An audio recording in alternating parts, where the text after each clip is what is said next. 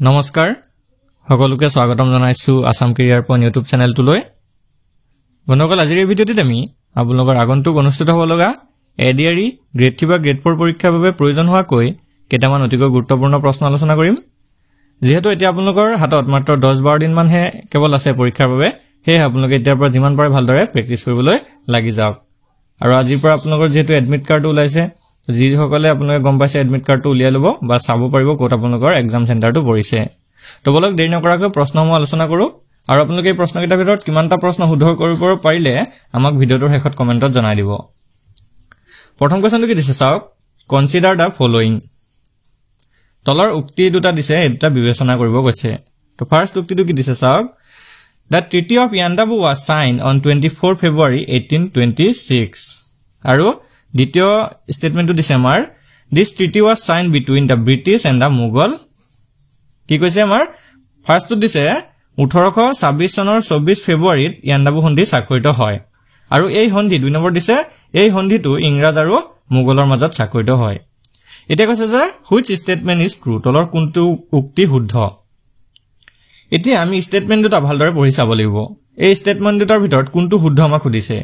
তো ইয়াতে যদি আমি চাওঁ ফাৰ্স্টটো দিছিলে দা ট্ৰিটি অফ ইয়াণ্ডাবু সাইনড 24 ফেব্ৰুৱাৰী 1826 তো আপোনালোকে যদি ভালদৰে আসাম হিষ্ট্ৰী পঢ়িছে তেতিয়া গম পাব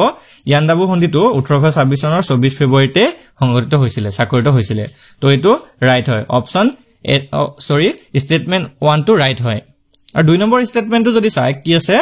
this treaty was signed between British and Mughal এই চুক্তিটো ইয়াণ্ডাবু সন্ধিৰ বিষয়ে যদি আপোনালোকে পঢ়িছে তেতিয়া গম পাব যে এই চুক্তিটো ব্ৰিটিছ আৰু মুঘলসকলৰ মাজত স্বাক্ষৰিত হোৱা নাছিল তো আপোনালোকে কমেন্ট কৰি জনাই দিব এই চুক্তিটো কাৰ কাৰ মাজত স্বাক্ষৰিত হৈছিল তো এই উক্তিটো কি হয় ভুল হয় দুই নম্বৰটো কি হয় ৰং হয় প্ৰথমটো ৰাইট হয় যে 1826 চনৰ 24 ফেব্ৰুৱাৰীত ইয়াণ্ডাবু সন্ধি স্বাক্ষৰিত হৈছিল কিন্তু এই সন্ধিটো ইংৰাজ আৰু মুঘলৰ মাজত স্বাক্ষৰিত হোৱা নাছিল তো এটো ৰং হয় এটা মই সুধিছে কোনটো শুদ্ধ হ'ব অকল একটো শুদ্ধ হ'ব only one is right option A টো হৈ যাব শুদ্ধ উত্তৰ অপচন এ টো হৈ যাব শুদ্ধ উত্তৰ তো আপোনালোকে কমেন্টত জনাই দিবচোন এই ইয়াণ্ডাবু সন্ধিটো কাৰ কাৰ মাজত স্বাক্ষৰিত হৈছে আমি গম পাম তেতিয়া আপোনালোকে কিমাননে ভালদৰে পঢ়িছে এটা আমি নেক্সট কোৱেশ্যনলৈ আগবাঢ়ো কি দিছে চাওক কনসিডাৰ দা ফলোইং ইয়াতো আমাক কেইটামান উক্তি দিয়া হৈছে এইটা প্ৰথমতে আমি পঢ়িব লাগিব প্ৰথমতে কি দিছে Gaurinath Singha stop human sacrifice in the Tamreswari temple দুই নম্বৰ দিছে king Suklenmung is also known as Gargaya king কি বুলি কোৱা হয় কিং সুক্লেংমুঙক গড়গয়া কিং বুলি কোৱা হয় তিন নম্বৰ দিছে প্ৰতাপ সিংহ brought the Ahom capital from Bokota to Gargaon এতিয়া এই উক্তিকেইটা আপোনালোকে ভালদৰে বিবেচনা কৰি চাওক কি কৈছে প্ৰথমটোত তামৰেশ্বৰী মন্দিৰত নৰবলি বন্ধ কৰাইছিল স্বৰ্গদেউ গৌৰীনাথ সিংহই দুই নম্বৰ দিছে সুক্লেংমুং ৰজাক গড়গয়া ৰজা বুলিও জনা যায় আৰু তিন নম্বৰ দিছে প্ৰতাপ সিংহই বকটাৰ পৰা আহোমৰ ৰাজধানী গড়গাঁৱলৈ তুলি আনিছিল তো বন্ধুসকল চাওক আসাম হিষ্ট্ৰী যিসকলে পঢ়িছে আপোনালোকে এইকেইটা চাগে ধৰিব পাৰিছে তো যিসকলে পঢ়া নাই তেওঁলোকৰ কনফিউজন লাগিব হে আপোনালোকে ভালদৰে কিন্তু এতিয়াৰ পৰা ষ্টাৰ্ট হৈ যাওক এতিয়াৰ পৰা ষ্টাৰ্ট হ'বলৈ নাই এতিয়া অকল প্ৰেক্টিছ কৰিব লাগে তো প্ৰথম যদি চাওঁ আমি উক্তিটো তামৰেশ্বৰী মন্দিৰত নৰবলি কোনে বন্ধ কৰাইছিল স্বৰ্গদেউ গৌৰীনাথ সিংহ এটো শুদ্ধ হয় দুই নম্বৰটো যদি চাওঁ সুক্লেংমুং ৰজাক গড়গয়া ৰজা বুলি কোৱা হয় এটো শুদ্ধ হয় দুই নম্বৰ উক্তিটো শুদ্ধ হয় তিন নম্বৰ দিছে প্ৰতাপ সিংহই বকটাৰ পৰা আহোম ৰাজধানী গড়গাঁৱলৈ তুলি আনিছিল এটো হয় জানো মনকল জনে জানে আপোনালোকে কমেন্ট কৰিবচোন এটো হয় নেকি এটো কি হয় ভুল হয় এটো নহয় কাৰণ প্ৰতাপ সিংহই বকটাৰ পৰা আহোমৰ ৰাজধানী গড়গাঁৱলৈ তুলি অনা নাছিল কোনে তুলি আনিছিল সুক্লেংমুং ৰজাই তুলি আনিছিল আৰু তেওঁক সেই কাৰণে গড়গয়া ৰজা বুলি কোৱা হয় তো ওপৰত মই আপোনালোকক হিন্ট এটা দিছিলো যদি আপোনালোকে ধৰিব পাৰিছিলে তো আপোনালোকে এনসাৰটো কৰিব পাৰিব তো কি হ'ল প্ৰথম উক্তিটো হৈ গলগে ৰাইট চাওক প্ৰথম উক্তিটো ৰাইট হ'ল দুই নম্বৰটো ৰাইট হ'ল কিন্তু তিন নম্বৰটো কি হ'ল আমাৰ তিন নম্বৰটো ভুল হ'ল এটা সুধিছিলে কি তলৰ কোনটো উক্তি ভুল তো ভুল কোনটো হ'ব তিন নম্বৰটো ভুল হ'ব তো only 3 হ'ব অপচন ডি টো হৈ যাব শুদ্ধ উত্তৰ অপচন ডি টো হৈ যাব শুদ্ধ উত্তৰ তো আশা কৰিছো এতিয়া আপোনালোকে এনে ধৰণৰ প্ৰশ্নবিলাক পৰীক্ষাত আহিলে কৰি থৈব আৰু এনেকুৱা প্ৰশ্নবিলাক কৰিবলৈ হলে আপোনালোকৰ কিন্তু আসাম হিষ্ট্ৰী বা ইণ্ডিয়ান হিষ্ট্ৰী জিঅগ্ৰাফি পলিটি এই গোটেইবিলাকৰ ওপৰত জ্ঞানটো থাকিব লাগিব যদি আপোনালোকে ভালদৰে ষ্টাডি কৰিছে তেতিয়া হলেহে আপোনালোকে কোৱেশ্যনবিলাক সলভ কৰিব পাৰিব এই কোৱেশ্যনবিলাকৰ এনসাৰ কৰিব পাৰিব কাৰণ এবাৰ কম্পিটিশনটো বহুত হাই লেভেলৰ হ'বলৈ গৈ আছে তো বলক এতিয়া আমি নেক্সট কোৱেশ্যনটো আগবাঢ়ো কি দিছে চাওক তলৰ কোনটো অমিল হৈ আছে which of the following is mismatch কোনটো অমিল হৈ আছে চাওক অপচন কেইটা আপোনালোকে ভালদৰে কিন্তু পঢ়িব লাগিব ইয়াত কি দিছে চাওক যমুনা ৰিভাৰ সূৰ্যপুত্ৰ গোদাবৰী ৰিভাৰ দক্ষিণ Ganga Brahmaputra river source of Assam Damodar river source of Bihar তো কেইটামান নদীৰ নাম আমাক দিয়া আছে লগতে কিছুমান হিহঁতৰ নিকনেম দিয়া আছে যমুনা নদী কি বুলি জনা যায় বা গোদাবৰী কি বুলি জনা যায় তেনেকে দিয়া আছে আৰু আমি যদি চাওঁ যমুনা নদীক সূৰ্যপুত্ৰ বুলি জনা যায় এটো কি হয় ৰাইট হয় গোদাবৰী নদীক দক্ষিণ গংগা বুলিও জনা যায় এটো ৰাইট হয় আৰু ব্ৰহ্মপুত্ৰ নদীকটো source of Assam বুলি জানে এটো ৰাইট হয় কিন্তু আমি যদি চাওঁ দামোদৰ নদীটো source of Bihar নহয় তো এটো কি হৈছে স্টেটমেন্ট ৰং হৈ আছে এটো অমিল হৈ আছে তো দামোদৰ নদীটো কি হয় জানি থব দামোদৰ নদীটো source of West Bengal বুলি কোৱা হয় তো দামোদৰ ৰিভাৰটো কি হয় source of West Bengal হয় মনত ৰাখি থব West Bengal তো আমাক ইয়াত ভুলটো অমিলটো শুদ্ধ বাছিব দিছিলে তো ৰাইট আনসাৰ হৈ যাব তো ৰাইট আনসাৰ হৈ যাব option D Damodar river source of Bihar এটো হৈ যাব ভুল তো মনত ৰাখি থব দামোদৰ ৰিভাৰটো কি হয় source of Bengal হয় তো source of Bihar বুলি কোনখন নদী কোৱা হয় হেতু মনত ৰাখি থব source of Bihar হৈছে কোচি ৰিভাৰ তো কোচি নদীখনক source of Bihar বুলি কোৱা হয় তো মনত ৰাখি থব গোটেইকিটা ইম্পৰ্টেন্ট পইণ্ট হয় এনে ধৰণৰ হেকাৰণে প্ৰশ্নবিলাক আপোনালোকৰ মাজত লৈ আহিছো তো চাওক ইয়াতে কিন্তু আপোনালোকৰ 4-5টা মান ইম্পৰ্টেন্ট পইণ্ট সোমাই আছে হেকাৰণে আপোনালোকৰ এনে ধৰণৰ প্ৰশ্নবিলাক আনিছো যাতে এটা প্ৰশ্নৰ পৰাই 5টা মান ট্ৰিক্স আপোনালোকৰ মনত থাকি যায় তো বলক নেক্সট কোৱেশ্চনটো আগবঢ়াও কি দিছে চাওক মনল নেক্সট কোৱেশ্চনসমূহ ডিসকাস কৰাৰ আগতে আপোনালোকক এটা কথা জনাই থওঁ যদি আপোনালোকে আপোনালোকৰ প্ৰিপাৰেচনটো কেনেকুৱা হৈছে টেষ্ট কৰিব বিচাৰে তেনেহলে আপোনালোকৰ বাবে এখন আমি মক টেষ্ট ৰেডি কৰিছো যেহেতু এক্সামৰ বাবে এতিয়া মাত্ৰ 10 দিন মান সময় হাতত আছে তো আপোনালোকে চাব পাৰে টেষ্ট কৰি নিজকে যে প্ৰিপাৰেচনটো কেনেকুৱা হৈছে এক্সামত যেনেকুৱা ধৰণৰ পেপাৰ আহিব ঠিক তেনেকুৱাকৈ আমি কোৱেশ্চনসমূহ ৰাখিছো গোটেইকিটা সাবজেক্টৰে কোৱেশ্চন ৰাখিছো তো চাব পাৰে আপোনালোকে তো মাত্ৰ 25 টকা পে কৰি আমাৰ পৰা এই মক টেষ্টখন লৈ ল'ব পাৰিব স্ক্ৰিনত এটা নাম্বাৰ দিয়া আছে তাত আপোনালোকে হোৱাটসএপ কৰি এই মক টেষ্টখন ল'ব পাৰিব আৰু যদি কাবাৰ এডিআৰই বা আসাম পুলিচ এক্সামৰ বাবে সম্পূৰ্ণ সিলেবাস থকা পিডিএফ লাগে তেতিয়া হলে পাই যাব তো আপোনালোকে যদি কাবাৰ লাগে তেতিয়া হলে সেই নাম্বাৰটোত হোৱাটসএপ কৰিব পাৰে তো বলক নেক্সট কোৱেশ্চনটো চাও কি দিছে তলৰ কোনটো অমিল হৈ আছে which of the following is mismatch কি দিছে অপচন কিটা চাব লাগিব garden city Bengaluru gateway of India Mumbai diamond city Cochin আৰু পিংক সিটি জয়পুৰ তো ইয়াতে চাওক কিছুমান সিটিৰ নাম দিয়া আছে আৰু লগতে হিহঁতৰ কিছুমান নিকনেম দিয়া আছে তো আমি জানিব লাগিব মই আপোনালোকক আগৰ ভিডিওসমূহতো কৈছো যে আপোনালোকে সিটিসমূহৰ নিকনেম বিলাক মনত ৰাখিব কি বুলি জনা যায়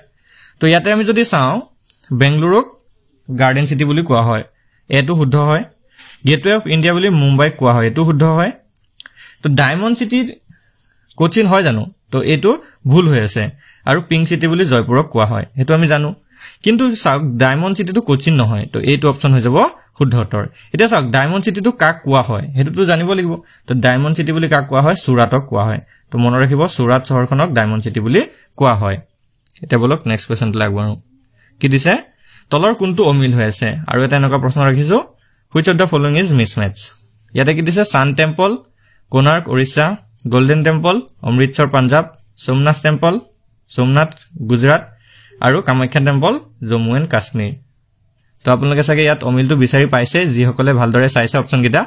তো কোনটো অপচন শুদ্ধ হ'ব অপচন ডি টো হৈ যাব শুদ্ধ উত্তৰ কামাখ্যা টেম্পল জম্মু কাশ্মীৰত আছে জানো এটো কেতিয়াও শুদ্ধ নহয় তো কামাখ্যা টেম্পল ক'ত আছে আমি জানো অসমৰ গুৱাহাটীত আছে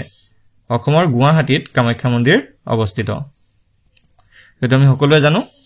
বাকি কিটা মন ৰাখি থব সান টেম্পলটো ওড়িশাৰ কোনাৰ্কত অৱস্থিত গোল্ডেন টেম্পল অমৃতসৰত অৱস্থিত সোমনাথ টেম্পল গুজৰাটৰ সোমনাথত অৱস্থিত তো এইটা ইম্পৰ্টেন্ট হয় আপোনালোকে নোট ডাউন কৰি ল'ব নেক্সট কোৱেশ্চনটো আগবঢ়াও বলক কি দিছে কনসিডাৰ দা ফলোইং ইয়াতো আমাক কিছুমান ষ্টেটমেন্ট দিয়া হৈছে সেই ষ্টেটমেন্ট কিটা ভালদৰে পঢ়ি লওক এক নম্বৰ দিছে quit India movement start in 8 August 1942 দুই নম্বৰ দিছে Mahatma Gandhi's first visit to Assam in August 1935 তিন নম্বৰ দিছে Gandhi gave the slogan to the people do or die তো উক্তি কিটা ভালদৰে আপোনালোকে চাব লাগিব প্ৰথম উক্তিটো দিছে আমাৰ 1942 চনৰ 8 আগষ্টৰ পৰা ভাৰত ত্যাগ আন্দোলনৰ আৰম্ভ হৈছিল দুই নম্বৰ দিছে 1935 চনৰ আগষ্ট মাহত মহাত্মা গান্ধী প্ৰথম অসম ভ্ৰমণ কৰিছিল তিন নম্বৰ দি আছে গান্ধীজীয়ে ৰাইজক এই স্লোগানটো দিছিল কৰো বা মৰি যাও ইয়াতে যদি আপোনালোকে চাই ইণ্ডিয়ান হিষ্ট্ৰী কোৱেশ্চন হয় গোটেইকিটা ইণ্ডিয়ান হিষ্ট্ৰীৰ পৰা ৰাখিছো তো চাওক কোৱাইট ইণ্ডিয়া মুভমেন্ট 1942 চনৰ 8 আগষ্টত সংগঠিত হৈছিল আৰম্ভ হৈছিল তো এটো শুদ্ধ হয় এক নম্বৰটো কি হ'ব ৰাইট হয় দুই নম্বৰটো যদি চাও Mahatma Gandhi's first visit to Assam in August 1935 এটো শুদ্ধ হয় জানো জনে আপোনালোকে পঢ়িছে তো এটো ভুল হয় 1935 চনত মহাত্মা গান্ধী প্ৰথমবাৰৰ বাবে অসমত অহা নাছিলে 1921 চনত আহিছিলে মনত ৰাখিব 1921 চনত আহিছিলে তো অপচন সৰি স্টেটমেন্ট দুইটো কি হয় ভুল হৈ গল আৰু Gandhi gave the slogan to people do or die এটো ৰাইট হয় মহাত্মা গান্ধীয়ে ডু অৰ ডাই অৰ্থাৎ কৰিম বা মৰিম এই স্লোগানটো আগবঢ়াইছিল তো কি হল প্ৰথমৰ আৰু থাৰ্ডৰটো শুদ্ধ হয় আৰু সেকেন্ডৰ মাজৰটো কি হল ভুল হয় এতিয়া আমাক কি হৈছিলে কোনটো উক্তি ভুলটো উলিয়াব গৈছিলে তো 2 নম্বৰটো ভুল অপচন বি টো হৈ যাব শুদ্ধ উত্তৰ তো বন্ধুসকল আশা কৰিছো এতিয়া আপোনালোকে এনেকা প্ৰশ্নবিলাক কৰি থৈ আহিব পাৰিব নেক্সট কোৱেশ্চনটো আগবঢ়ো কি দিছে চাওক মোস্ট ইম্পৰ্টেন্ট কোৱেশ্চন হয় হাউ মেনি ডিস্ট্ৰিক্ট ইন আসাম নাও অসমত বৰ্তমান কিমানখন জিলা আছে তো এটা কনফিউজন লগা প্ৰশ্ন হয় বন্ধুসকল আপোনালোকে বহুতে এটো কমেন্ট কৰিব পাৰে যে কিমানখন আছে যে কোনবা কব 31 খন আছে বুলি তো আমি গুগলত চাইছিলো এটো শুদ্ধ উত্তৰটো হৈ যাব অপচন সি 35 খন তো আমি যদি আপোনালোকৰ স্ক্ৰিনশ্বটটো লগাই দিম বাৰু চাব আপোনালোকে গুগলত বৰ্তমান 35 খন বুলি অসমৰ জিলাৰ সংখ্যা দেখুৱাই আছে তো বলক আমি নেক্সট কোৱেশ্চনটো আগবঢ়ো কি দিছে চাওক India's parliamentary form of government was borrowed from the British Constitution. 2 number দিছে আমাৰ fundamental rights are borrowed from US Constitution. 3 number দিছে republic feature is borrowed from the Germany. 1 number statementটো আমাক দিছে যে ভাৰতৰ সংসদীয় চৰকাৰ ৰূপটো ব্ৰিটিছ সংবিধানৰ পৰা ধাৰলৈ লোৱা হৈছিল 2 নম্বৰ দিছে যে মৌলিক অধিকাৰৰ সমূহ আমেৰিকাৰ সংবিধানৰ পৰা ধাৰ কৰা হৈছিল আৰু 3 নম্বৰ দিছে ৰিপাব্লিক বৈশিষ্ট্যটো জাৰ্মানীৰ পৰা ধাৰ কৰা হৈছে তো আপোনালোকে যদি ইণ্ডিয়ান কনষ্টিটিউচন পঢ়িছে তেতিয়া হলে কিন্তু আপোনালোকে এই কোৱেশ্চনটো কৰিব পাৰিব লগে লগে আপোনালোকৰ উত্তৰ ওলাই যাব কিন্তু যোনে পঢ়া নাই তেওঁলোকৰ বাবে এটো কনফিউজন লাগি যাব কি কৈছে চাওক ভাৰতৰ সংসদীয় চৰকাৰ ৰূপটো ব্ৰিটিছ সংবিধানৰ পৰা ধাৰলৈ লোৱা হৈছিল তো এইটো উক্তি শুদ্ধ হয় মৌলিক অধিকাৰ আমেৰিকাৰ সংবিধানৰ পৰা ধাৰ কৰা হৈছিল এইটো উক্তি শুদ্ধ হয় কিন্তু ৰিপাব্লিক বৈশিষ্ট্যটো জাৰ্মানীৰ পৰা ধাৰ কৰা নাছিলে এটো ক'ৰ পৰা ধাৰ কৰিছিলে এটো কৰিছিলে ফ্ৰান্সৰ পৰা যেটো ৰিপাব্লিক বৈশিষ্ট্য আছে এটো ফ্ৰান্সৰ পৰা কি কৰিছিলে ধাৰলৈ অনা হৈছিল তো 3 নম্বৰ উক্তিটো কি হৈ যাব ভুল হৈ যাব প্ৰথমৰ দুটা শুদ্ধ আৰু 3 নম্বৰটো কি ভুল এটা হতিছিলে হুইচ স্টেটমেন্ট ইজ কাৰেক্ট কোনটো কাৰেক্ট হয় তো 1 আৰু 2 কাৰেক্ট অপচন এটো হৈ যাব শুদ্ধ উত্তৰ 1 আৰু 2 নম্বৰটো কাৰেক্ট হয় তো বলক নেক্সট কোৱেশ্চনটো আগবঢ়ো কি দিছে চাওক Gwalior fort is located in which state Gwalior দুৰ্গটো কোনখন ৰাজ্যত অৱস্থিত তো বন্ধুসকল ইয়াৰ ৰাইট আনসাৰটো হৈ যাব অপচন সি মধ্যপ্ৰদেশ গোৱালিয়ৰ দুৰ্গটো মধ্যপ্ৰদেশ ৰাজ্যত অৱস্থিত তো যোৱাবাৰ আপোনালোকৰ পৰীক্ষাত এটা প্ৰশ্ন আহিছিলে হেতু আছিল কংলা ফৰ্ট তো কংলা ফৰ্টটো কোনখন ৰাজ্যত অৱস্থিত হেতু আহিছিলে তো আপোনালোকে কমেন্টত জনাই দিবচোন কোনখন ৰাজ্যত অৱস্থিত কংলা ফৰ্টটো এতিয়া আমি নেক্সট কোৱেশ্চনটো আগবঢ়ো কি দিছে চাওক The Constitution of India makes transitional and special provisions for ভাৰতৰ সংবিধানত দেশৰ বাবে সংক্ৰমণকালীন আৰু বিশেষ ব্যৱস্থা আছে অৰ্থাৎ কাৰ বাবে আছে 1 নম্বৰ দি আছে জম্মু কাশ্মীৰ 2 নম্বৰ নাগালেণ্ড 3 নম্বৰ আসাম আৰু 4 নম্বৰ অন্ধ্ৰ প্ৰদেশ তো কাৰ বাবে সংক্ৰমণকালীন আৰু বিশেষ ব্যৱস্থা আছে তো select da correct option from da codes given বিলো তো কোনটো অপচন শুদ্ধ হ'ব আমাক বিচাৰিব গৈছে তো বন্ধুসকল আমি যদি চাও ভাৰতীয় সংবিধানত কাৰ বাবে সংক্ৰমণকালীন আৰু বিশেষ ব্যৱস্থা আছে তো এটো হৈ যাব নাগালেণ্ড আসাম আৰু অন্ধ্ৰ প্ৰদেশ এই অপচন কেইটাৰ ভিতৰত 2 3 আৰু 4 হৈ যাব শুদ্ধ উত্তৰ তো কোনটো অপচন শুদ্ধ হ'ব চাওক অপচন বি টো হৈ যাব শুদ্ধ উত্তৰ অপচন বি টো হৈ যাব শুদ্ধ উত্তৰ তো আশা কৰিছো এতিয়া আপোনালোকে এনে ধৰণৰ প্ৰশ্নবিলাক পৰীক্ষাত আহিলে কৰি থৈ আহিব পাৰিব আৰু বন্ধুসকল আজি ভিডিওটো যদি আপোনালোকৰ বাবে ইনফৰমেটিভ লাগে ভিডিওটো এটা লাইক কৰি দিব আৰু নিজৰ বন্ধু-বান্ধৱীৰ সৈতে শেয়াৰ কৰি দিব ধন্যবাদ